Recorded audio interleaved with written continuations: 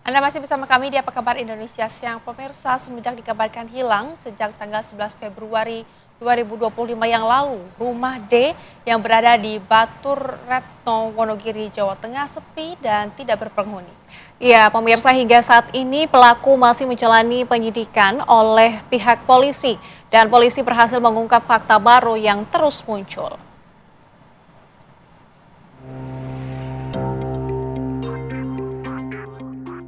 Inilah rumah D yang berada di Batu Retno, Wonogiri, Jawa Tengah. Rumah tampak sepi karena sejak D dilaporkan hilang pada tanggal 14 Februari 2025 lalu, rumah tersebut tidak dihuni. Rumah tersebut dirawat oleh kakak kandung dan hanya menyalakan lampu penerangan saja. Menurut keluarga, korban dibunuh dengan sadis oleh J. Permasalahannya adalah soal utang piutang dan rental mobil. Kalau saya ya dari awal tentang kasusnya tentang mobilnya beliau. Bukan asmara nanti dibuktikan aja, dibuktikan. Kalau memang itu adik memang tentang asmara, bukan berarti gini, asmara yang dimaksud asmara gimana?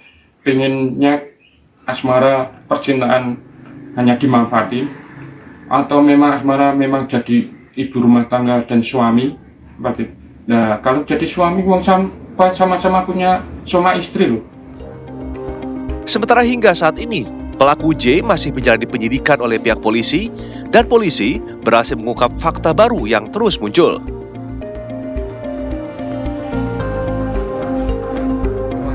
Kami sama, jadi setelah dicekik, dibekap, korban terjatuh. Pada saat terjatuh pun itu kepala juga terkena pondasi daripada rumah, kemudian dipukuli. Jadi posisi korban diduduki, kemudian dipukuli.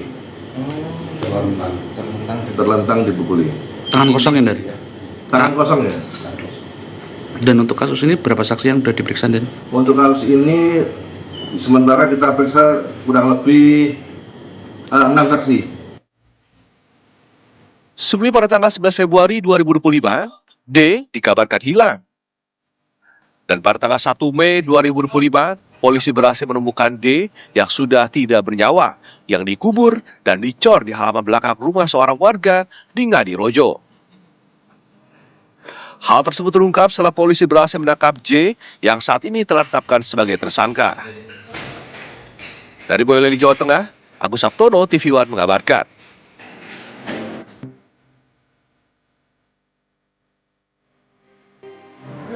Pemirsa, lalu bagaimana perkembangan terkini kasus penemuan wanita tewas dicor di Wonogiri? Untuk membahasnya dan mendalaminya kita sudah terhubung pemirsa bersama dengan Kasat Reskrim Polres Wonogiri, Ibtu Agung Sadewo. Selamat siang Pak Agung. Selamat siang Mbak Dila, Mbak Riana. Iya, Pak Agung, ini kronologinya bagaimana hingga akhirnya pihak kepolisian mengetahui adanya kasus ini, Pak? Baik Mbak, melaporkan untuk perkembangan terhadap penyidikan kasus ini. Jadi dari hasil pemeriksaan saksi, tersangka dan barang bukti, kita mendapatkan bahwa pembunuhan ini sudah direncanakan oleh pelaku. Jadi di tanggal 10 ini pelaku sudah merencanakan pembunuhan ketika korban ini meminta keberadaan mobil itu ada di mana, berikut uang sewa. Kalau itu memang direntalkan, kalau digadekan mana uang gadenya. Serta korban ini apabila itu semua tidak bisa dipenuhi oleh pelaku, maka korban ini menuntut untuk dinikahi. Kemudian tanggal 11-nya, pelaku ini pagi sudah merencanakan memang mau ke rumah daripada orang tua pelaku, karena orang tua pelaku ini mengerti ketika jam-jam tersebut orang tuanya pasti tidak ada di rumah, Mbak. Kemudian korban diajak ke rumah orang tua pelaku, sampai di sana terjadi cekcok kembali, kemudian si korban ini disuruh keluar untuk cuci muka. Nah, setelah cuci muka, kemudian setelah selesai pelaku membekap korban dari belakang, kemudian dicekik dan dibekap, korban terjatuh, kemudian diduduki di atasnya dan dipukuli di bagian kepala, Mbak. Demikian, Mbak. Oke Pak, Kemudian juga diketahui bahwasannya dari kasus ini ada fakta-fakta baru yang terungkap. Mungkin bisa dijelaskan Pak fakta-fakta apa saja yang baru terungkap? Fakta-faktanya ini pembunuhan ini sudah direncanakan, Mbak.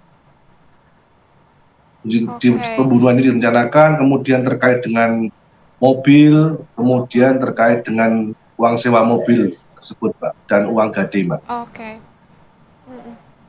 Pak Agung, untuk motif pelaku ini apa? Dan ini kalau dari keterangan Anda tadi ada keterlibatan dengan keluarga dari pelaku. Mungkin bisa Anda jelaskan, Pak Agung. Baik, Mbak, untuk motif pelaku, motif utamanya yaitu pelaku ini bingung, Mbak, karena dia diminta untuk bertanggung jawab terhadap mobil tersebut, kemudian uang sewa, uang gade kalau memang itu digadekan, serta diajak menikah. Dan pelaku ini, korban menyampaikan kepada pelaku ketika tidak bisa memenuhi itu semua, maka korban akan melaporkan ke pihak keluarga pelaku. Kemudian terkait dengan adanya pihak keluarga pelaku yang terlibat atau tidak, pada saat eksekusi itu memang tidak ada keluarga satupun daripada pelaku. Namun demikian kami masih melakukan pendalaman terhadap saksi-saksi yang lain, Mbak.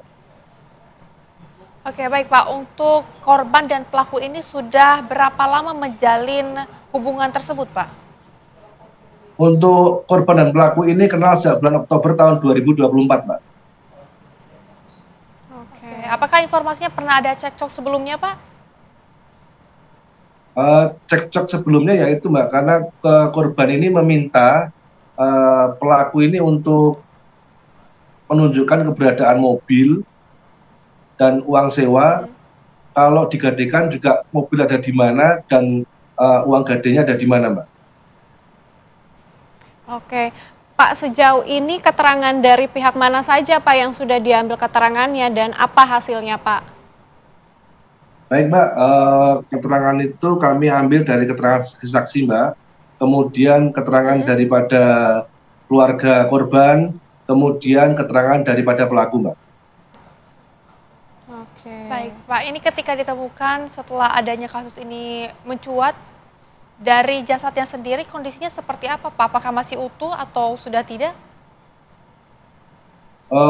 Baik, Mbak, untuk kondisi jasad sendiri karena itu dibungkus dengan beberapa layer plastik ya, Mbak, jadi relatif masih utuh, Mbak. Oke. Untuk pihak dari keluarga korban, bagaimana Pak keterangannya? Baik, Mbak, untuk pihak keluarga korban di tanggal 11 pagi ini korban sempat mengantarkan anaknya ke sekolah. Itu saja, Mbak, dari keterangan terakhirnya seperti itu. Pak, untuk keterangan dari pelaku sendiri, apakah sebelumnya ini kalau kita lihat dari identitasnya pernah melakukan hal ataupun kejahatan sebelumnya, Pak? Untuk melakukan kejahatan sebelumnya pelaku belum pernah melakukan, Mbak. Oke, berarti ini kali pertama ya Pak, pelaku ini melakukan tindakan kriminal seperti ini, Pak? Betul, Mbak, ini kali pertama pelaku melakukan tindakan kriminal, Mbak. Oke. Untuk ancamannya bagaimana, Pak? Baik, untuk ancaman hukumannya kita ancam dengan pasal 340 junto 338, yaitu ancaman hukuman mati ataupun penjara seumur hidup, Mbak. Oke, baik. Pak Agung, terima kasih banyak sudah bergabung bersama dengan kami dan juga menjelaskan bagaimana kronologi kejadiannya. Terima kasih, selamat kembali Baik, beraktivitas. Mbak. Sehat selalu. Terima kasih sama-sama, Mbak.